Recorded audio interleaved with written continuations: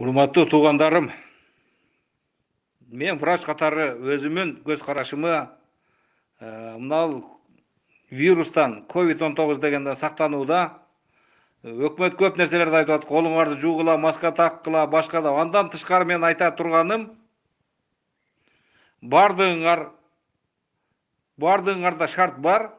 1 литр сууга 1 кашык соданы кошуп, кайнатып ошодон чыккан пар менен бир 10 мүнөт, 15 мүнөт дем алып койсоңор, ошо коронавирус деген кадимки вирус мурун көңдөйүндө, ооз көңдөйүндө, орусча айтканда носоглотка, ротоглотка дейт, ошордо 4 күн, 5 күн жашайт. Анан ар дем алган сайын ылдыйлап төмөндөп отуруп, өпкөнүн альвеол деген жерине кирип барып, ошол жерде пневмония оорусун, альвеолдорду жабыркатып, орусча айтканда некроз, альвеол ошолорду жабыркатып, анан ошондой кылып туруп анан аба жетишпестигинен, дыхательный недостаточность пневмониядан ушудан адамдардын өмүрүн алып атат.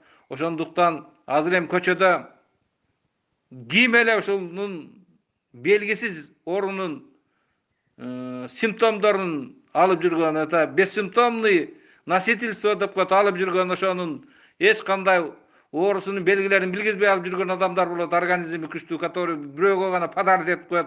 Ошолордон жугузуп албаш үчүн баягы колуңарды жууган, башка бул калат маска тагынгандан тышкарыдагы бир сактансаңар, үйүңөргө барып 1 литр сууга кайнатып, кайнап аткан сууга 1 столовый кашык менен соданы кошуп, ошодон чыккан пар менен дем алып койсоңор, ошол ооз көңдөйүндө, мурун көңдөйүндөгү вирус өлөт. Бул аябай сонун себеби, ошол вирус сыртынан жировой оболочка деп коет бизде, липидный оболочка имеется деп медицинада айтылат. Ошол оболочкасын эритип, жылаңачтап таштайт ошол вирусту.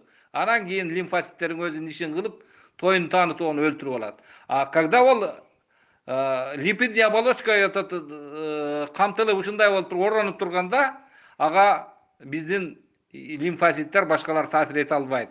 Ошон үчүн кыйын өтөт, протекать этет. А буну бардыгына таратып, башка группаларга таштап койгула, ошондой кылып сактанып, ушундай кылсаңар, азыр бунун вакцинасы, бунун особый лечениясы почти мындай чөткө чыга элек, антивирусный препараттарды берет, бирөөнүкү жеңил өтөт. Ушунун бир сактануусу, ошол вирустун май, мына липид дегенбизче май, ошонун катмарын сода менен деле майларды жуусаңар кандай кетет? Ошону эритип таштагыла. Мен ушуну как врач катары мен ушуну айтып, анан ушуну көбөйтүп, элибизге жардам берели. Ар ким өзүбүздүн тармагыбыздагы салымыбызды кошолу. Аман болгула.